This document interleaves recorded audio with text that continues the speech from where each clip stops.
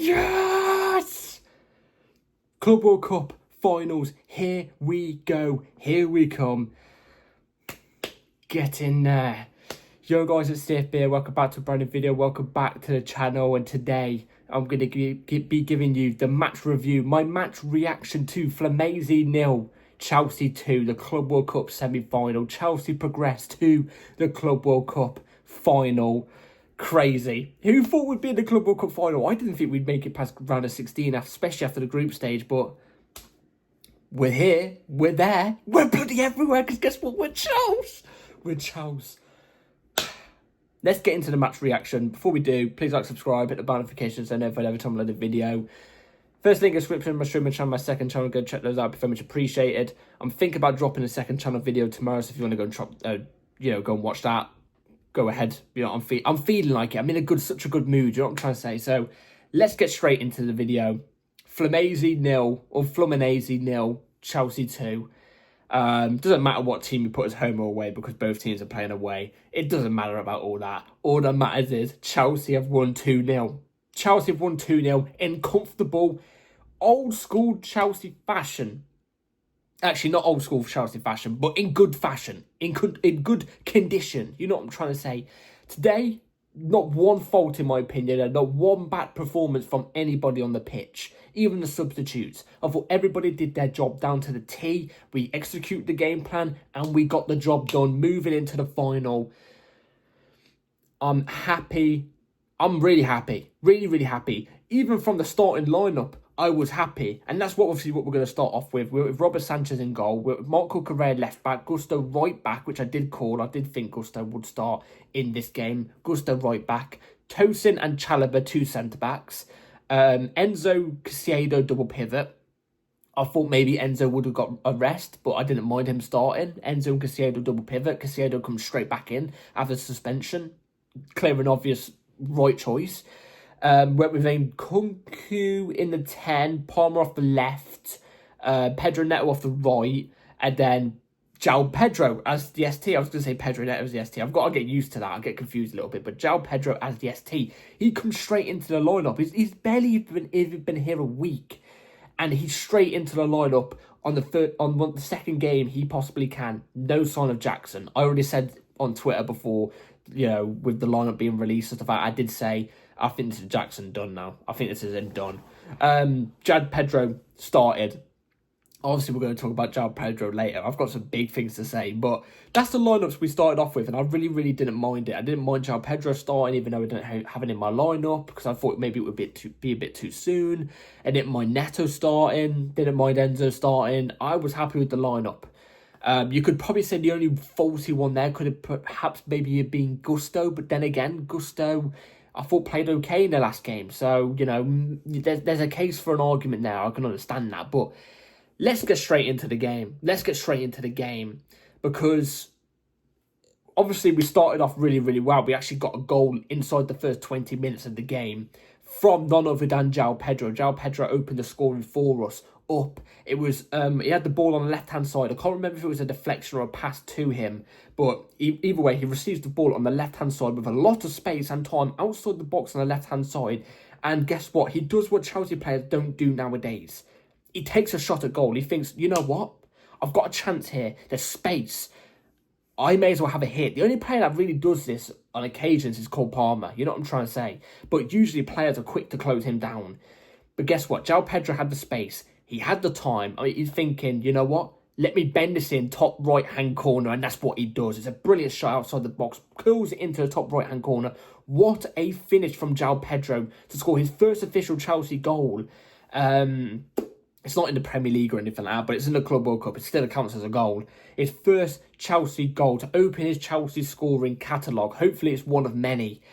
And what a first goal to open it up with. Oh, brilliant goal. Absolutely brilliant. Thing is, when he took the shot from that angle, I just knew as soon as it left his boot, for some reason, I had a feeling it was going to go in the back of the net. It was one of those shooting opportunities where footballers don't really miss. It's like a training ground shot where you've got all the space and time in the world, you receive the ball and you tap it in top right-hand corner. Footballers at the pro level with that much space and time should be able to execute that down to the T. And that's what JOAO Pedro did, and it was an exquisite finish. Open scoring up 1-0 for us. And deservedly so as well, because in that moment, in the first 20 minutes, we wasn't playing absolutely amazing where my eyes are, popping out of my skull in terms of, wow, we're playing amazing. It wasn't like that, but we had control, you know what I mean? We had chances before we scored the goal and stuff like that. I was making decent bits of play, linking up really well. So, it was a well-deserved goal. We deserved the goal to go 1-0 up inside those minutes. There wasn't anything really memorable that happened else in the first half. We had control of the game. It was us controlling the game. We was the better team in that first half. What I will say is, I've got to say this and mention it. Fluminense had their best 2 chances in the first half. This is why I'm still saying, like, the first half was good from us. I really enjoyed I did think we were a better team in the first half, but it was a lot more closer than what it was in the second half. We were by far in the second half the better team, but I'm going to get into that in a second. Fluminense did have 2 massive chances to maybe score 1 in that first half. The goal line clearance from Cucurella was one of them. You know what I'm trying to say? What was Robert Sanchez doing in that moment? I'm sorry. He was too slow off his line. He was stuttering when the ball was pretty much close to him. You know what I'm trying to say? Giving them a chance. Luckily, Cucurella was there to read the game really well, clear the ball off the line. You know what I'm saying? And then also they had a penalty shout, which I can't lie.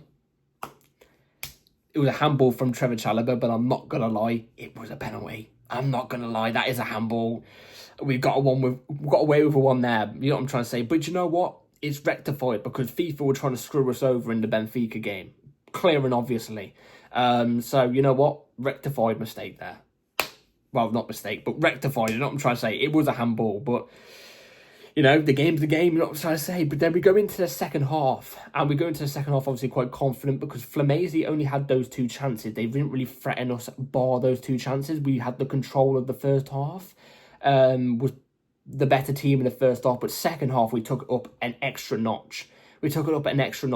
Players moving way more quicker. We was way more vicious on the attack as well in terms of linking play, quicker football. You know what I'm trying to say? From one end of the pitch to the other really, really quickly.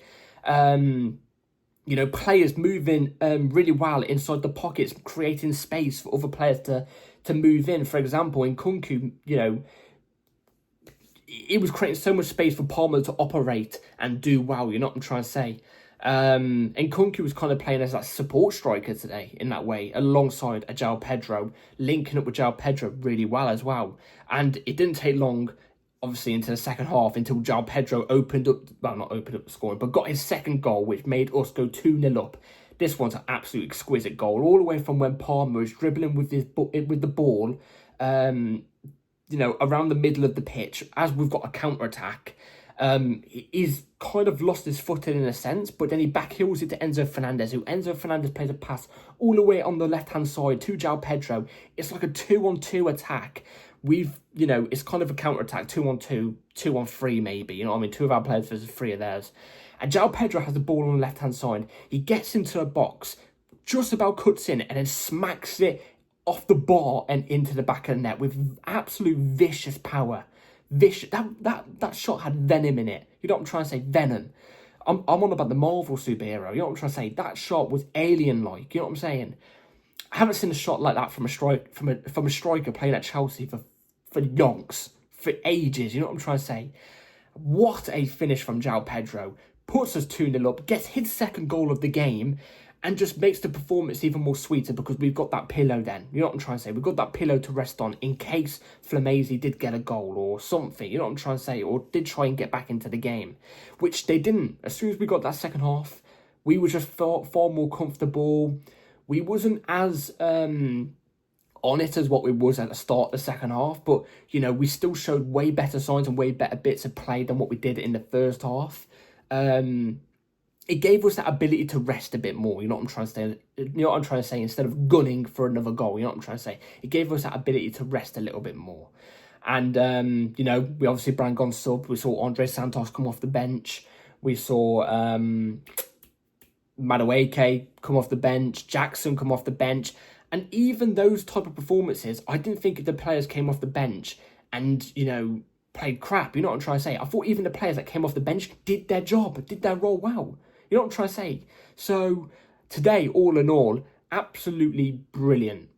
Honestly, I'm really, really happy. Not one moment in this game did I think, you know, from the first whistle to the final whistle, not one moment in this game did I think, oh, we're not playing well here, or oh, we might lose this, or maybe, oh, this is not going to go well, is it? We're not going to make it to the final. Not one moment. I was relatively comfortable from the whole game.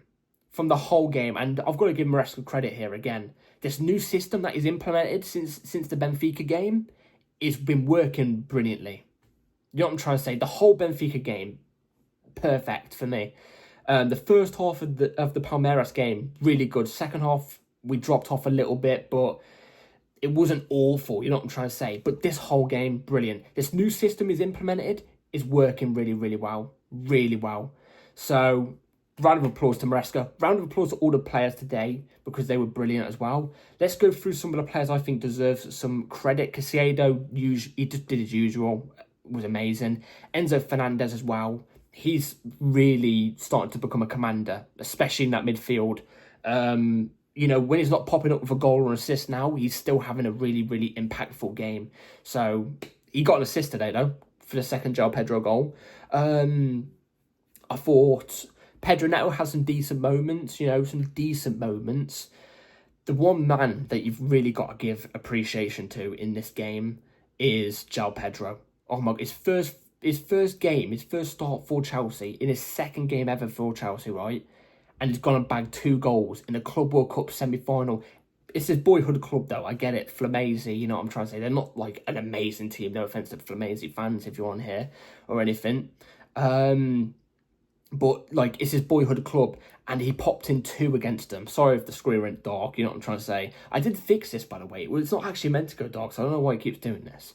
But he popped in 2, and 2 amazing goals as well. They weren't tap-ins or anything. They were 2 really, really good goals. So, look, he's definitely man of the match. I don't know how you can't say he's man of the match. Even without the goals, he made impacts. You know what I'm trying to say? He was linking up well. So, really good game from JOAO Pedro. Really, really good game. And he's going to offer good competition to Liam Delap, I reckon. And I think it's beneficial for JOAO Pedro as well, because he's not just a striker. He can play as a 10. He can play on the left. He can play on the right. You know what I'm trying to say? So, even if Delap and JOAO Pedro are having good games, you could say, you know, Delap as an ST and JOAO Pedro anywhere across, you know, the other front lines. You know what I'm saying? So, really good performance from JOAO Pedro. Really, really good. And I'm happy with the whole team's performance today, because today was not an easy game. Like I said, you've got to give credit to Fluminense. They didn't really turn up, I didn't think, today. But that's not to say, you know, we weren't that great. We just capitalised on them not turning up. No, we did capitalise on them not turning up, but we also played really, really well. I think if Fluminense played the way that they've been playing in the tournament to a really good standard, because they've been a really good team, I still think with the way we played today, we would have got the job done 2-0. I fully believe that. We beat in a really, really good side today, who have been a really top team in this competition so far. So, fair play to us. We're moving on into the final of the Club World Cup. I never thought we'd be getting close to the final, especially after the Flamengo game. You know what I'm saying? So, look, I'm gassed. Really happy with the team performance. And we move on to Sunday, who we see, well, we face either Real Madrid or PSG in the final. Oh, God damn. This could be, it's a good indication of, you know, where we're at against the Champions League team as well, isn't it? Because them two are, especially PSG at this moment in time, they're a top Champions League team. They won the Champions League last year. Real Madrid are Champions League heritage, let's be real. Heritage. So it's good if we do play one of those in the final. It's good to see whereabouts we'll be against one of them. And obviously, I'm absolutely hoping we win.